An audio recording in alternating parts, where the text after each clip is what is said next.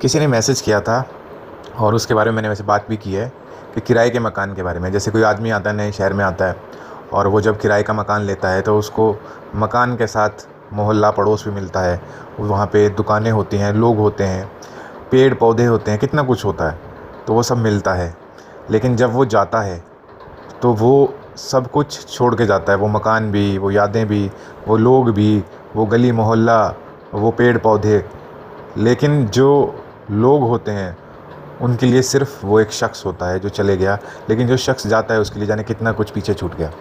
तो ये एक मैसेज था और बहुत खूबसूरत मैसेज था, इसमें कोई दो राय नहीं है कि जिस तरीके से उस व्यक्ति ने वो बात कही है, ऐसा लगता है जैसे कि वो छोड़ के गया है कोई चीज़। जैसे स्कूल कॉलेज में, ज़्यादातर कॉलेज में लड़के दूसरे शहर पढ़ने के लिए जाते हैं और वहाँ पे वो किराए का एक कमरा ले लेते हैं जहाँ पे 2 साल 4 साल वो रहते हैं। तो जब वो जाते हैं वहाँ से, तो वो शहर छोड़ के जाते हैं। तो शहर छोड़ते हैं तो वो सब चीज़ें याद आती हैं कि कैसे वो चाय की दुकान हुआ करती थी, कैसे वो घूमने फिरने की जगह जो हुआ करती थी। तो काफ़ी सारी यादें होती हैं यार। वो दोस्तों के घर हुआ करते थे जहाँ पे वो जाया करते थे, वो घर भी किराए के हुआ करते थे। तो जब वो कुछ सालों बाद उस शहर से गुज़रता है या उस मोहल्ले पड़ोस में इंटेंशनली जानबूझ के जाता है और देखता है, तो वो एक अलग एहसास होता है, चाहे कोई इसको याद करे ना करे। वो बहुत अलग और बहुत इमोशनल एहसास होता है। लेकिन इस चीज़ को हम ऐसे भी तो देख सकते हैं, अगर देखना चाहें, कि जब वो आदमी आता है तब भी तो वो इन सभी के लोगों के लिए एक शख्स ही तो होता है, लेकिन इस शख्स के लिए कितना कुछ नया होता है, कितने लोग, कितनी दुकानें, कितना कुछ नया होता है। और जब ये शख्स जाता है तब जहाँ पे जाता है वहाँ पे भी तो इसको बहुत कुछ नया मिलता है। कहने का मतलब है कि आदमी ऐसे भी सोच सकता है कि यार मैं छोड़ के जा रहा हूँ, अब ये सब कुछ छूट जाएगा, लेकिन जहाँ तुम जाओगे वहाँ ये सब मिल भी तो जाएगा। बस यही मैं कहना चाहता था। क्योंकि बात गलत कुछ नहीं है कि जहाँ से आप जाते हो तो आप अटैच हो जाते हो, आपको बहुत भारी लगता है, वो दिल को बहुत भारी लगता है। लेकिन बस बात यही है कि अगर ज़िंदगी को इस तरीके से देखोगे तो ज़िंदगी बोझ बन जाती है। ये यादों के बोझ इतने भारी होते हैं कि आदमी इनमें अटक के ही रह जाता है। तो इसलिए अगर ज़िंदगी को हल्का रखना है और सुख शांति से परिपूर्ण भरा हुआ रखना है, तो व्यक्ति को ये चीज़ ऐसे समझनी पड़ेगी कि ये ज़िंदगी के पड़ाव होते हैं और इन पड़ाव को, इन यादों को वहीं पर ही छोड़ देना बेहतर रहता है। इनको ढोना बेवजह का बोझ ढोने वाली बात है।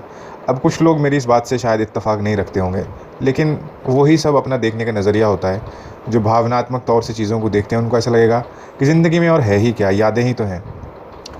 तो जिनको यादें संजो के रखना बहुत अच्छा लगता है तो ठीक है, उनके लिए अच्छी बात है। लेकिन जो बहुत ज़्यादा इमोशनल लोग होते हैं, ज़रूरत से ज़्यादा ओवर सेंसिटिव इमोशनल लोग, उनके लिए यादें कैंसर का काम करती हैं। मैं बताता हूँ आपको, मैं सही बता रहा हूँ आपको। इसलिए जो ज़्यादा ओवर सेंसिटिव लोग हैं, जो इमोशंस में बह जाते हैं, उनको थोड़ा इमोशनल होने से बचना चाहिए।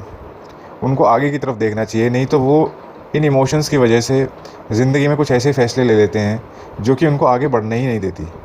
आगे बढ़ने का मतलब है कि जैसे फॉर एग्ज़ाम्पल, जैसे कोई गाँव में रहता है, अब गाँव में खेत हैं, उसका आस पड़ोस है, लोग हैं, अच्छे से बात करते हैं।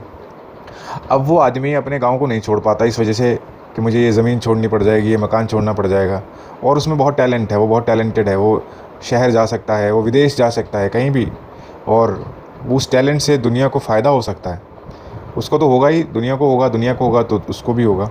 लेकिन वो सिर्फ़ इस चीज़ में अटक के रह गया कि अगर मैं जाऊँगा तो ये सब छूट जाएगा और फिर मुझे इनकी यादें आएंगी। बस वो इस वजह से छोड़ ही नहीं पाया। अगर वो छोड़ना नहीं चाहता तो अलग बात थी, वो जाना भी चाहता है, लेकिन वो छोड़ना भी नहीं चाहता। तो जाना है तो छोड़ना पड़ेगा, नहीं तो जाने का विचार ही छोड़ना पड़ेगा। तो ये भी अजीब किस्म की कशमकश होती है ज़िंदगी की।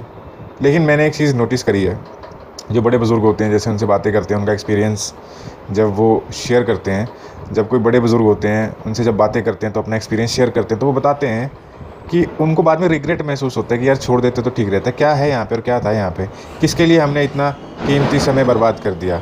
तो ये कुछ ज़रूरी बातें होती हैं जो कि उम्र निकलने के बाद ही समझ में आती है।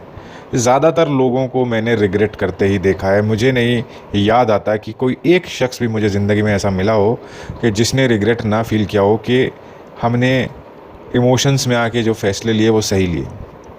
इसलिए कभी जज्बाती नहीं होना चाहिए।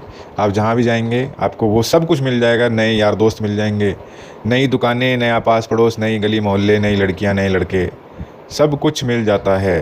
बस आप होने चाहिए स्वस्थ, दिल और दिमाग से, शरीर से, फिर कोई दिक्कत नहीं है। फिर ये दुनिया आपका घर समझ सकते हैं कि जहाँ मर्ज़ी चले जाओ। जैसे आप कमरे में होते हैं ना, एक घर में होते हैं, तो एक कमरे से दूसरे कमरे में चले जाओ तो क्या फ़र्क पड़ता है?